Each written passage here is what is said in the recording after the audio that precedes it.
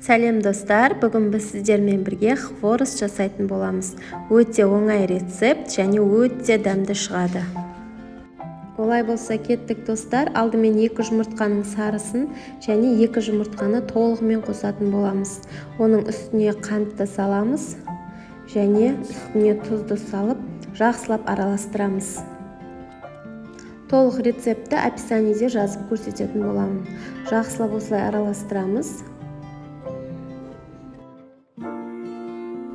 Дәл осы рецептпен жасасаңыздар, қыздар, өте дәмді шығады.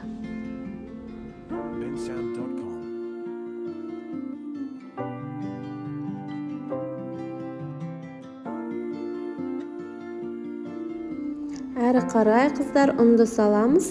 250 грамм ұнды саламыз және жақсылап араластырамыз да, жұмсақ, әдемі қамыр илейтін боламыз.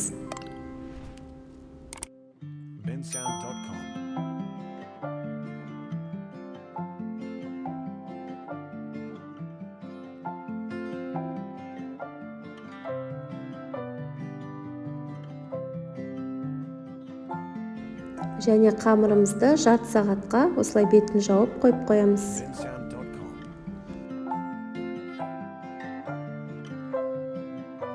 Жарты сағаттан кейін қамырымыз дайын болды. Өте жұқа етіп жаямыз және енін 4 сантиметр етіп осылай бөліп аламыз да, қызып тұрған майға осылай хворостты пісіріп аламыз.